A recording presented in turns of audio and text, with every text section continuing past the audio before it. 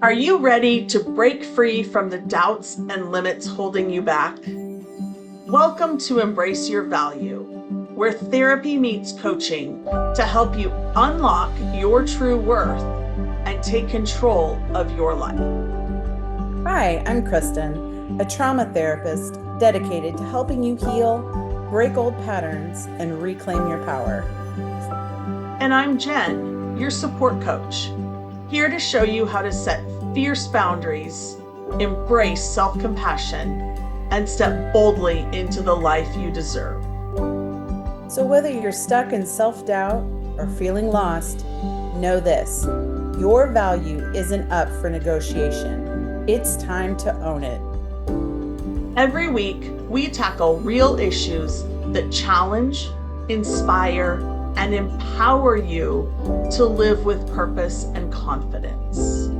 So, grab your favorite drink, take a deep breath, and let's get started. Because you're not here to play small. It's time to embrace your value. Hello, everybody, and welcome back to Embrace Your Value. Jen and I are here with a special guest, and I am excited to let Jen introduce her.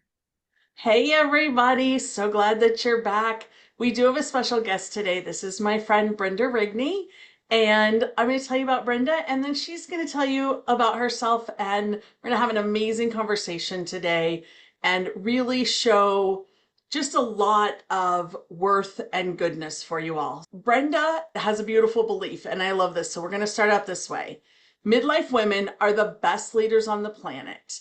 And if you've ever climbed the corporate ladder, starting a business is the natural next step in your career. But decades of perseverance, hustle culture, casual workplace sexism, and a lack of mentorship don't exactly set women up to feel confident making the leap. It took Brenda 27 years of developing multi-million-dollar brands and CEOs and one earth-shaking divorce to finally go down that road. She had to reset everything, starting with her health. That foreign word that Kristen and I both love so much, boundaries, and her vision for her own life. She wanted to build a business that wasn't just a repeat of the misaligned life she was so desperate to leave behind. Since then, she's coached hundreds of successful women, one of them being me, in their 40s, 50s, and older to help them do the same. Because the thing that she knows for sure is that the world needs way more successful, innovative, and unstoppable women in business. She now works with midlife women business owners and emerging entrepreneurs to help them bring in 10K plus months doing what they love in one-to-one and group coaching experiences. And she does this all in her Aligned AF community membership, which I am just pleased to be a part of. Welcome, Brenda. We're so glad to have you here. Thank you. Thank you so much. And thanks for everyone listening. That sounds really good. I think we could just stop right now. Right? I don't want to say anything to like jinx that. You had that beautifully written up. I was like, oh, that was just perfect. I was like, wow. Yeah. Yeah. Yeah. So our podcast is all about finding value and worthiness. So what would you say has probably been, like, we love to hear women's stories. So Mhm. what has been the biggest obstacle to worthiness that you have tackled in your life? Oh, I think the biggest obstacle that I've tackled has been really just myself. At the end of the day, I could sit here and be like, I didn't get this as a kid, blah, blah, blah. And I'm not trying to default that. And especially when we've got Kristen here, who is a trauma-informed therapist working with us on this call and with all your clients, not trying to minimize things that happen in childhood or lack of education or resources or any of those things.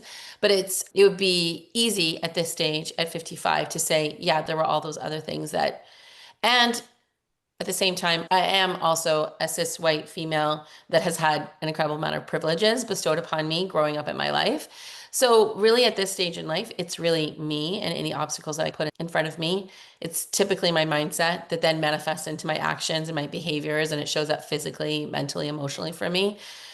But yeah, I think the biggest thing that I had to really overcome was a limiting belief of would I be able to create success on my own in my own business and in my own life after going through my divorce, splitting assets, feeling, oh, will I ever find love again? But also knowing that I had worked for some really prominent brands. So was the success that I had created in my corporate career something I could do on my own without those big brands behind me and budgets and all those other things that I would have had access to in my executive career? And so that was definitely an obstacle. But I think in my first year of business, I proved myself that there were people in my orbit, in my environment that knew me, knew of my brand and the results that I had given in corporate that easily hired me in my first year of business. So I was able to master that obstacle pretty quickly. But then as I went through different pivots in my business, it always comes back questioning yourself whether or not you can do this again and will people believe in you and all those type of things. So yeah, I've been fortunate. And then it's also just even with good things that happen to people, there's still that sort of creepy thoughts that come in. Are you good enough? Are you worthy enough? Yeah, Yeah. absolutely. If you don't mind me asking, like, what do you think was the one big thing that got you like really moving in the right direction? Honestly, it was taking a year Okay. off to like reprogram, recalibrate, re-envision what life could look like, not being in corporate, not being married, being a single mom, like redefining what values, what success look like at this stage in my life. So between this would have been in 2017, so we're 2025 now, but this would have been in 2017 where I quit my corporate job. We were already separated. My kid's dad and myself were already separated, but the divorce hadn't been processed because I was busy through work. I was doing all my executive stuff. We get to it when we got to it. And everyone was just in limbo, right? Everything was in limbo. And so it's like I put on my operations hat because I was a former COO and I was like, let's mastermind this, let's project manage my divorce and let's get this done because no one can move forward, not even the kids. Like everyone was just, what's next? What's next? It was always the question. And it came up with all the annual things that come up, spring break, Christmases, birthdays. How are we going to do this? How are we going to do this? And I was just like, okay, we have to reformulate everything. And even though my former husband and I were breaking up, it didn't necessarily mean that we were breaking up as a family, but I wanted to define things for them and I wanted to define things for myself. And I didn't necessarily like living in limbo. There's like holding space for things and allowing things to develop organically. And then there's also, we need to get closure because we can't actually grow anything from here. It's just like this sort of stalemate. And it was just easy for negativity to keep cropping up. So for me, it was I quit my job, I got the divorce, separated assets, got a new place to live, got the kids like situated with school by September, and took that year off to do it. Like I needed to really make sure that everybody else was good. And that's, I think, typical, right? I see that with my clients, women entrepreneurs. That's we got to make sure everybody else is doing okay. And then do we have time for ourselves? And I knew that I could probably figure out the whole divorce thing and figure out my career thing and get those things back in order.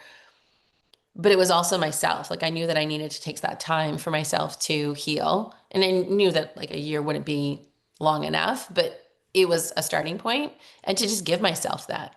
Now, some people might be listening going, I don't have a year. I can't just quit my corporate job. And I'm like, I get it.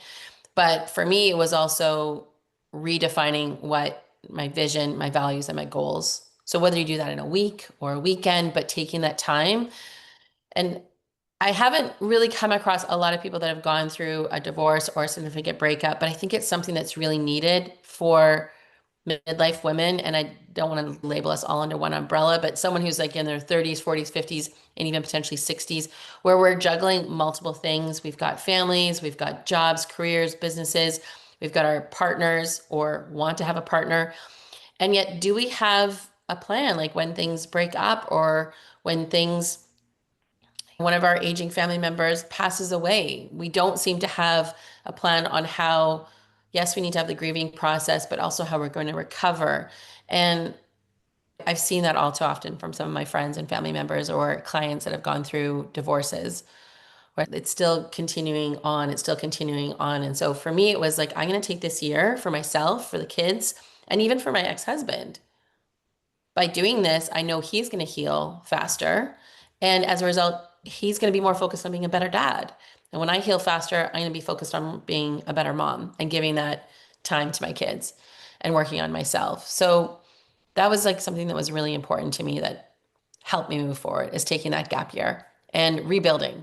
And I knew that like it would be a step back, maybe a step back in my salary, or I could try and muster through and bandage it through and give the appearance that I had it all together when really I was like imploding every second of the day. So, Yeah.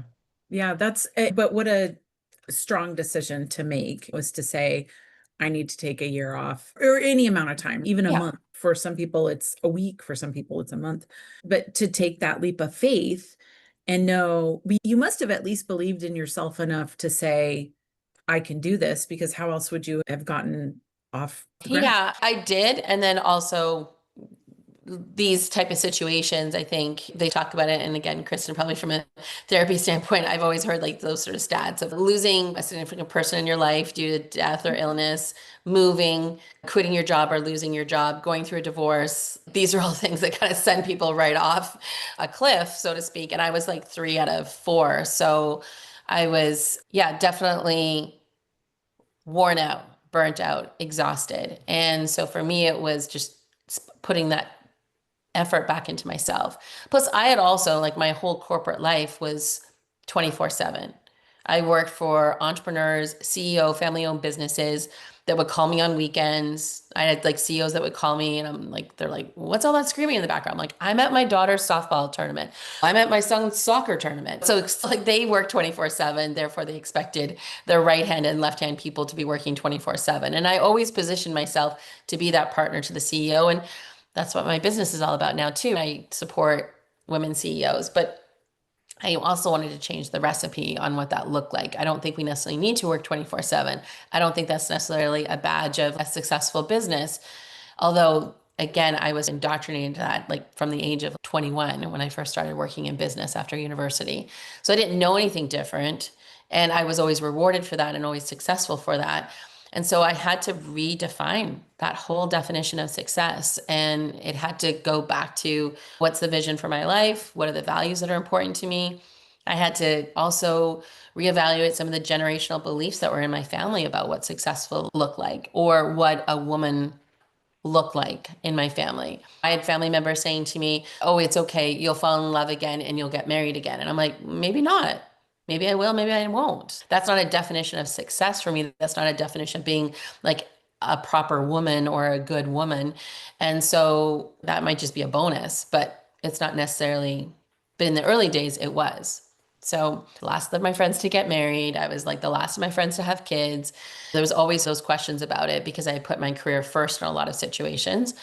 And this was a time for me to redefine all of that, which I would love to see more women, especially in our range or that midlife, being able to feel comfortable doing that. But again, not all of us have the resources, the tools. And so, by even just having this podcast today, we're talking about it more. And hopefully that resonates with somebody, empowers them to say, yeah, like there's maybe a slight change. I don't have to go necessarily through a big change that Brenda did, but even just a slight change to feel like I actually have complete autonomy over my life and the choices I'm making. I hope that answers your question. Yeah, it does. Yeah. Yeah, that's beautiful. And I love like everything you're saying shows that you know your value, that you know your worth. And that's one of the things I think most of the women that find our podcast that they struggle with because they're wondering where they really fit in and how they fit in. They're so busy taking care of everybody else that they're just like, I can't do it. I end up in last place. And so this is really a good reframe for you ladies out there that are listening to this, that you can take time for yourself. You can take the time and heal and do the things that are needed and really still be present in your life and there for your family and do all of those things. And I love that you brought in my next question for you. You actually answered already, which I love, because I was going to ask you what belief had to shift for you to come into this. And just changing those societal norms of success for you that your family had And that's, to me, I would just encourage all these women listening to go, what are my values? What's my definition of success? And what Mhm. does my next chapter look like? Because it doesn't have to look the same for everybody. We Yeah, all get to decide that. and it's by having your values, I think, in check. And what I mean by values is, again, things that will help you make decisions and help you reinforce the commitments that you're making. Because a lot of times people will be like, values are like this and this. And I'm like, does it help you make a decision today? And if you're always like on the fence on something, or I have to think about it, and there's nothing wrong with thinking about it and looking at the pros and the cons and doing your cost benefit analysis and all those type of spreadsheets and tools and things like that to help you make decisions. But at the end of the day, you should have somewhere between 2 to 4 values. Brene Brown talks about having two. I stretch it to 4 because I like to have 4. And I keep the same values in my life as in my business. A lot of times people will say, no, have different values for your business and different values for your life. And I'm like, it's too much to keep track of. I want to be able to make a decision today. And I don't also believe in work-life balance. I believe in there's one Brenda. There's work Brenda, there's life Brenda, there's Brenda mom, there's Brenda dog owner. I am like one Brenda. If I try and be one way to one person, which was something that I also struggled with, I had a belief system that I could be the fun, cool Brenda that went to Grateful Dead shows. But at work, I had to be the professional, successful business suit, work with men, Brenda, and no one could see this other side of me. And I'm like, no, it's too complicated. Plus, I get brain fog because I'm in midlife. It's called perimenopause. I can't keep track of all these Brendas. So it's just easier to have one life, one Brenda, and one set of value systems. And I have 4, and those drive my decision making all the time. Maybe it's a heck yes or a heck no. And that's where like our conversations in the past, Jen, about boundaries come into play for me, is that I didn't have boundaries until probably about 6, 7 years ago. I was a yes to everything. So my yes became meaningless. People would be like, you said yes to that, and you said yes to that. So where do you stand on it? I'm like, I don't know. I have to think about it. And it's just, no, now I have my values that basically are a clear yes and a clear no.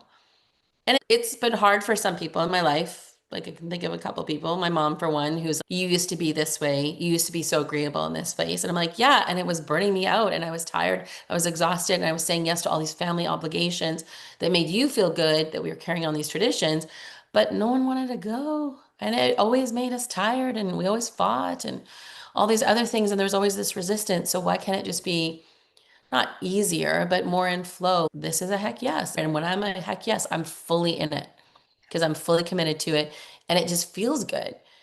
So that's how I definitely live my life now. And there's days where I'm tired and it's usually because I'm just like having fun doing the things that I like. Wow, we walked a little bit extra longer than we thought we would at the beach today. That's my version of tired or exhausted versus I'm working 24/7. I'm talking to my boss at the soccer field. Oh, got to get groceries, got to be the good wife, be the good mom, all these labels that we put on ourselves. So values, I think, are really important. And this is a good time too at midlife to recheck things. Even in our business, I talk about this with my clients because yeah, would I love to be like doing this with clients and doing this? And as I mentioned, going through perimenopause, brain fog, I'm tired by 2 o'clock. Like I'm surprised I'm like awake right now for this podcast. I should be taking a nap. Like I could be designing a business that's about hustle and grinding and connecting with people globally 24/7, bringing in millions of dollars in revenue, which I'm not adverse to doing, but could I also figure out a way creatively to do that in 20 to 25 hours a week? Like, when is it time to create that freedom in your life? Like 20s, 30s, 60s? Like, I don't want to be that person at 85 that's like now got freedom in their day. I want to do it now when I'm like Yeah. agile and mobile and also have the energy to do it. Yeah, Yeah. and enjoy the beach, right? Yeah, like I want to walk an extra like 80 on the 10,000 beach. steps today, whatever that is. And that's my version. And Scott, my partner, we talk about what's our version of exhausted now. Like, yeah, walking through the streets of Zurich on an amazing vacation or something like that, trying to find a really cool coffee shop and putting in 15,000 steps. Like that's my definition of exhausted, or I'm burned out for the day. Yeah. And we can cut this out if we need to, but can I ask a hard question because you have such a definitive heck yes, heck no. So I'm just interested in, I share the same thing with clients about values drive our decision making. And if we always make decisions out of our values, we can feel really good about them. What happens when your decision is in conflict with 2 values? How do you wrestle with that? When my decision's in conflict with 2 values. Okay, so again, I keep them short and sweet. right? I've worked in organizations where we had 14 values and we expected all of our employees to like know all those values and make decisions around it. It was like by the time they got to number 8, they were already like way off brand and doing their thing. So for me, I have 4: integrity, curiosity, love, and adventure. And I think they all, I'm just thinking through my head right now and counting them on my fingers. I'm like, love and adventure. Like, I love to travel. I love to go see new places and immerse myself in new cultures. There's rarely an opportunity, unless it's like unsafe, right? Like, I might not be going into, let's say, Iran today. So I would love to go there one day, but not today. So I might be curious. But that's just common sense too, right? I think I have responsibilities. I'm a mom. I'm not going to put myself in peril or my kids in peril. So there's that, but that's also integrity too. So I don't think then they would be in conflict with each other. So I'm trying to think where I have had a conflict with them because I think I worked on them together. I didn't. Here's, I guess, the other thing too, is that I think when we're young and then we go through adolescence and we go to school and we have mentors and we get our jobs, our values evolve over time. And that's probably where I was about 6, 7 years ago until I did this work myself. And then I looked at all of the things that I believed in the past or what was important to me at 13 versus 23 versus 33. And that's where I just scrutinized over it and said, okay, yeah, that's no longer relevant. That was a value that was important to me when I was 13, but I don't care about that now at 53. And this is what I care about. This is what's important to me. So when I develop my 4 values, they do work together. I rarely think that they contradict each other. But I think if I had a default, if there were 2 that were opposing, I would always just go back to integrity in the sense of what did I give my word to? Who did I give my word to first? That's where I need to honor my commitment to that. If I said I was going to show up and have coffee with you today, Kristen, I'm going to show up and have coffee with you today. Yes, if I got a plane ticket to go to Botswana and it was a toss between coffee with you, where did I make the commitment first? You, coffee, I'll go to Botswana tomorrow. Okay, great answer. I love it. Thank you. Okay. Yeah, that's fantastic. So you touched a little bit on boundaries and saying that that's something new for you. So how do your boundaries help you to stay grounded? How do they really set you up for success in your business? Like, where can you Um, talk on that? Yeah, I think relationships, that's where like boundaries, relationships with people. I love to look at like where I'm spending time with, who I'm spending time with. Like I'll hear from sometimes my clients that I work with, they might say, "Oh, my clients are so important to me." And I'm like, "Okay, in proximity to who else in your life?" And so I'm pretty clear about who has absolute direct access to me.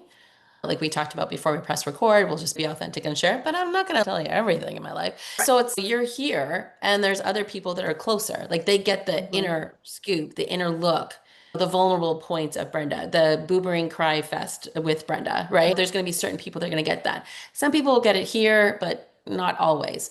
So I think of like relationships in a visual sense, if anyone's like a visual learner like me, as rings. Like I'm in the center because that's where I need to be. And my center is my values and integrity, curiosity, love, adventure. And then there's the next ring and the ring after that and the ring after that. And a mentor told me that there's probably like 72 rings. I don't know why 72 and not 59, but that makes sense to me. And at times, people in my life will be on ring number 2, and sometimes they might be on ring number 63. And that just makes sense and that just feels good energetically, physically, like how I want to show up for those people. And I'll use an example, and my sister knows this. Like at one point, we had a disagreement on something concerning our parents. Obviously, that's like kind of the thing that siblings probably fight about the most. And I needed to for a few years because she was going through some stuff, and I was like the direct line to blaming for that. And I put her on like ring like 35. She wasn't on 72. She was somewhere like around 35. Like she's still my sister. I want her in proximity to me. I'm not sending her right out into orbit. But I was like, you know what? You're going to sit here and this is going to feel good. And what does that mean? And how do I show up? And how do I communicate? It's going to look very different to somebody that's in ring number 3 than 35. And as I felt better and she felt better and we did certain things, like there would be things where I'd be like, okay, I'm going to pull her into like ring number 10. And what does that feel like? That could just be like sending her an email message on her birthday, not like inviting her to go out and all that sort of stuff. Like I have to also protect myself because I think as we support people in our lives, It doesn't mean that as they're going through all their stuff that we have to take it all on and rescue them and save them and also bypass the things that we've committed to in our life and our values. So by looking at boundaries and relationships in like a visual as far as rings, I'll pull people in and sometimes I need to pull them out. When I'm working with a client today, I'll be like talking to them, you know what? It's going to feel like you're in ring number 3, but after our call, you're going to go back to like ring number 15 because that's like a good place for you to be. Because you're going to go live your life today and I'm going to go live my life today. Yeah. I love So, that so much. And I do something similar to that. I hadn't really thought about it in the rings per se, but I always tell one of the things I say all the time to my clients is it's okay to love people from a distance. yeah. It's okay to let them be out there, love them, but not pull them close to you because you don't need the toxicity, the drama that they bring. And I actually had the same experience with my brother. I don't know if you and I talked about this. I talked about this with somebody in the group, but he was an alcoholic my whole life and he was Mhm. almost 10 years older than me. And we had an incident when I was 19 and that was probably my first real boundary setting where I was like, oh, this is a boundary. This is what this looks like. And I kept him at arm's length for a while. It didn't mean I didn't love him. It didn't mean I didn't still see him on the holidays and Mhm. cherish those times, but he was always drunk. And I had to learn what that looked like for me, and I didn't want to be that person. And then when he finally got sober, well, I say a few years ago, he passed away in 2017. So, like in 2013, then I was starting to learn who he was as a person because I had no idea who he really was as a person. And Yeah, so that and gave I me would, that time and space. yeah, and I'd also probably not making assumptions, maturity to be able to recognize that he's obviously gone through some things that has caused Yes. this to happen Yes. and how it's impacting you and wherever you were at when you had that first interaction of boundaries. And I think that's so important because I think again, I go back to like midlife women. We house a lot. We're going through huge hormonal changes. This is like cancer causing time. And Yeah. do we want all this stuff like bottlenecking in our chest, like in our like Right. internal organs, where a lot of the stress starts to manifest right into diseases, physically, emotional. For me, it's a process of letting go, but I think Jen, you mentioned it too. Like it could be simply just writing their name down on a post-it note.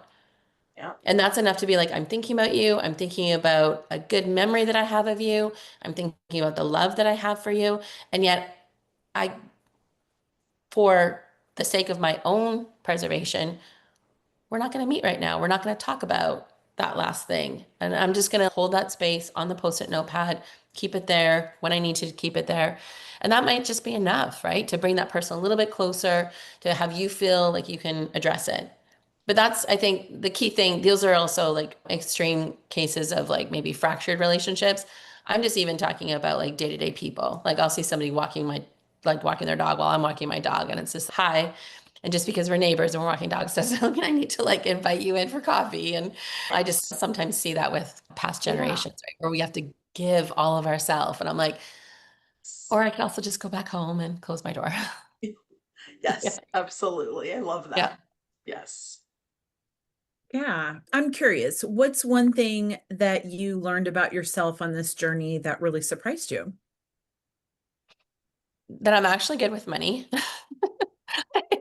And this is like an offbeat like comment, but I think when you're with somebody in a relationship, as long as I was with my ex-husband, there's like lots of like assumptions and all these different types of things. But again, using the example of my gap year, I set a budget for myself. So it wasn't like, woohoo, I'm just gonna spend money. I was like on a budget. I'm like, okay, I'm gonna do this for a year and I need to like provide for my children and pay for things. And can I do that? Can I budget? And I always had a belief that I was not good with money because that was something that was a grind in our marriage the whole time. What I learned about myself, the reason why there was this perception, I think, of not being good with money is that I wasn't happy in the marriage. And so to compensate for that, I like to buy shoes and bags. I like to comfort myself. And I was like, I deserve it because my life is not good right now. I'm not feeling good about things. So I'm going to buy shoes and bags. And therefore, I'm not good with money. And so when I was focused and I had my vision and my values and my goals, and one of my goals was to, okay, you are on a gap year this year. You are not bringing in any income or revenue, and you need to sustain yourself. You're not going to blow your retirement savings this year, but you've got to be able to dip into this fund and use it wisely. And I did it. And the other cool thing is that I also fundraised $23,000 that year for an organization that I cared about. And I'd never fundraised anything in my life. The last time I had fundraised was maybe selling chocolate covered almonds for the rugby team in grade 10 or something, like, and Christmas trees. And that was it. And I decided that I was going to help build a school in Ethiopia. And part of the requirements was to fundraise $11,000 to pay for your trip and to donate to the school construction costs. And I ended up bringing in $23,000 in 6 weeks when all the other fundraisers had 6 months, because I came in at the last minute and I asked my mentor if I could go, and she's like, yeah, but you only have 6 weeks. And I had never really sold anything before either, because I had always worked for other organizations. Even though I was responsible for sales and marketing, it was always someone else's product or service. So this is something that I had to put my name behind. And I had donations I had one person that gave me 50 cents and I'm like, good for you, thank you. And I had some people that gave me $500. So it was like those lessons that came forward in my gap year that really, like, I'm actually good with money. I can make money. I can sell things. People give me money when I ask them for money, and I can spend money on the right things. Money comes in, money goes out, and I didn't break down. I didn't die. Like my kids are still living. So I think that changed a lot of beliefs for me really quickly in 12 months. That's fantastic. I love that. Yeah, that was a So, funny story. this has been lovely. I have a couple more questions for you, but the first question I have is there anything else that you would like to share with us today or share with our listeners? Is there anything that we haven't really covered that you're like, I'd really like to get this across to people? Yeah, I'm a business coach. I work with women all the time that are thinking about leaving their corporate job, potentially starting up their own business, or have started it and it's not feeling as dreamy as they thought it would be. And let's get back to that. Let's get back to that point where I wanted to create more freedom, more autonomy in my life. I wanted to grow my revenue and I wanted to do these things on my terms, like the hours that I want to work and how I want to sell. I would say the first thing to do is to really, I mentioned it before, but start with your vision, values, and goals. So a lot of times people, especially when they start working with a business coach, will be like, okay, what's your offer? What's your marketing? What's this? That will all come if you are clear on your vision, your values, and your goals. Again, making decisions, whether or not you want to go with this platform or whether or not you want to be on Reels or TikTok, like it doesn't matter. But you'll make your decisions based off of your vision, values, and goals. And whatever decision you make, it will feel good. Even if you make a mistake, it'll be like, yeah, I'm learning. Great. Because it's in line with my vision, values, and goals. It's not just like a to-do list. It's, this vision that you're building for yourself and a legacy that you're creating potentially for other people, your family, your community, whoever you want to impact. Yeah, I love that. That's great. Cool. Perfect. So, what's one piece of encouragement you would like to share with our listeners who maybe it's a woman out there that doesn't see her value yet? I would say, through all of this that I've learned is even before the vision, values, and goals, is to put your body first. And that's my word of encouragement. Go for a walk today. Look at the food you're eating today.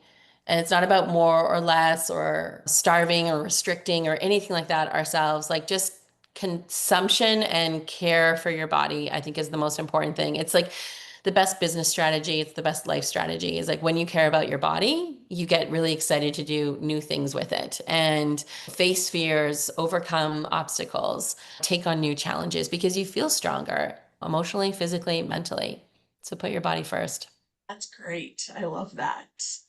And Yeah, then lastly, oh, sorry, Kristen, go no, ahead. I was just gonna say that's fantastic. That's great. Glad, I'm glad.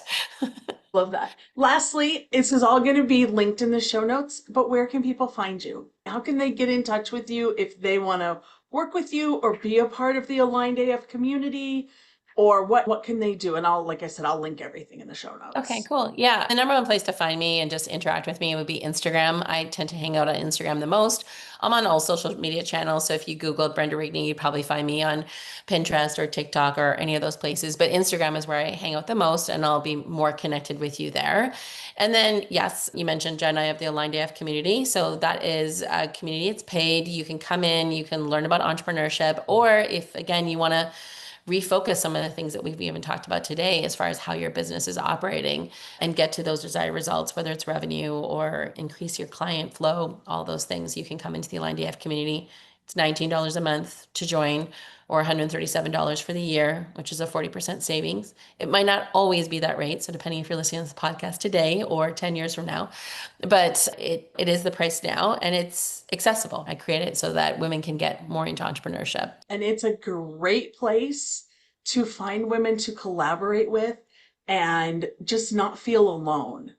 Like that is really what I'm always looking for, is more collaboration, more people to hang out with. And not only are we finding guests to be on the podcast, but I think Jess and I are going to do that Instagram little thing. I don't know. Instagram's not really my forte, but we're getting there. She's going to pull me out of my comfort zone. And Okay, great. so it's been just a great place to be for just a single entrepreneur that's doing business alone. Other than I do have Kristen, and I have a couple business besties, and so I'm building, but that's just it. I'm building my tribe of people to be there and support me and let me do the same for them.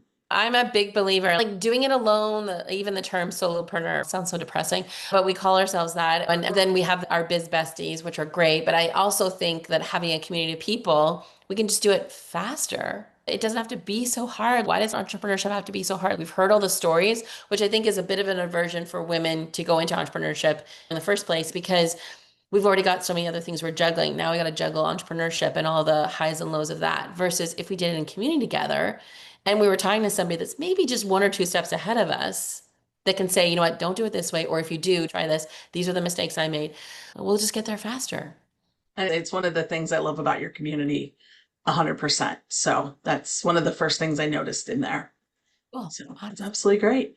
Well, thank you for being here. Thank you for being a guest on our podcast. And yeah, we love this. So thank you, listeners, for being here with us too today. And we will see you next week. Thank you, Brenda. So good to meet you. Yeah, you too. Thank you for being here with us today. If today's episode hit home, don't just keep it to yourself. Subscribe, leave us a review, and share this episode with someone who needs to hear it. Because everyone deserves to know their worth. Next week, we're diving even deeper with more insights and tools to help you break free from limitations and live authentically. Until then, keep raising your standards, owning your worth, and embracing your value.